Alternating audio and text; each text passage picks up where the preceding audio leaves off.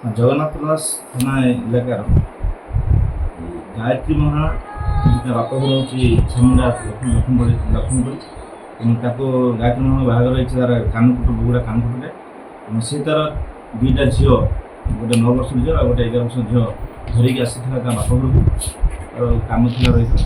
ସେମାନେ ଏବେ ଭୁବନେଶ୍ୱରରେ ରହୁଛନ୍ତି ଏବଂ ତାର ଭାଇ ଗାୟତ୍ରୀ ମହାର ଭାଇ ଏବଂ ସେ ନିଜେ କାନକୁଟରୁ ଯାଇଥିଲେ ଗତ 8 ତାରିଖରେ କାନକୁଟ ଯାଇଥିଲେ ତାର ପ୍ରେଗନେନ୍ସି ଟେଷ୍ଟ ପାଇଁ ଯାଇଥିଲେ ଯେଉଁ ଟୀକା ନେବା ପାଇଁ।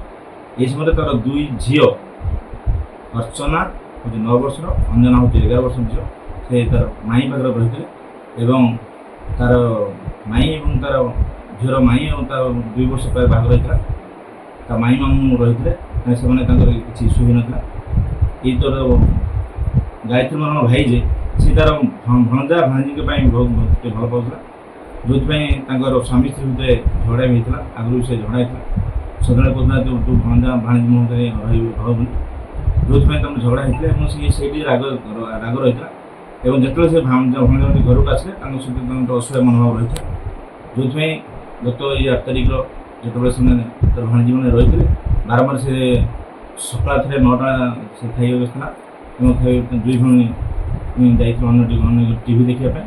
ତାପରେ ପୁଣି 11ଟା ବେଳେ ସେ ଝିଅ ପୁଣି ଆସିକି ଖାଇଛି ସେ ଯେଉଁ ଭିଜିଟ୍ ଏବଂ ପୁଣି ଗୋଟେ ଯେତେବେଳେ ସେ ଆସିଛି ସେତେବେଳେ ହୁଏତ ତାର ମନ ଭିତରେ ଆସିଛି ଅସୂୟା ମନ ଆସିଛି, ଯେଉଁଥିପାଇଁ ତାର ଝଗଡ଼ା ନିଶ୍ଚିତ ହେଇଥିବ, ଯେଉଁଥିପାଇଁ ସେ ତାର ତଣ୍ଟି ଚିପି ପକେଇ ଦେଇଥିଲା। ଯେମିତି ମାନେ ତାର ଘର ପଛପଟ ଇଏ ରହିଥିଲା ଲାଟ୍ରିନ୍ ଥିଲା, ସେ ଲାଟ୍ରିନ୍ର ଭିତରେ ସେ ତାକୁ ମାନେ ଡିସଅପିୟରାନ୍ସ ଏଭିଡେନ୍ସ ପାଇଁ ତାକୁ ମାନେ ଚିପିକି ସେଇଟା ରଖିଦେଇଥିଲା। ଏପଟେ ତାଙ୍କର ଝିଅ ଯେମିତି ମାନେ ତାର ବଡ଼ ଭଉଣୀ ଯେତେବେଳେ ଖୋଜିଛି, ତାପରେ ଯେତେବେଳେ ତା ବାପା ଖବର ଦେଇଛି ଆସିବା ପରେ ମିସିଂ ରିପୋର୍ଟ ଥାନାକୁ ଦେଇଛନ୍ତି। ଥାନା ଆଇଛି ସଙ୍ଗେ ସଙ୍ଗେ ଗୋଟେ ତାଙ୍କୁ ପେଟ୍ରୋଲିଂ ଟିମ୍ ପଠାଇଛନ୍ତି। ପଠାଇବା ପରେ ତାଙ୍କର ଘରର ପଛପଟେ ଲାଟ୍ରିନ୍ ଭିତରେ ସେ ଡେଡ୍ ବଡି ମିଳିଥିଲା, ଯେଉଁଥିପାଇଁ ତାପରେ ଜଣାପଡ଼ିଲା ଯେ ଏମିତି ତାଙ୍କୁ ଡେଡ୍ ବଡି ସେଇ ହିସାବରେ ଗୋଟେ କେସ୍ ବି ମର୍ଡର କେସ୍ ହେଇଛି।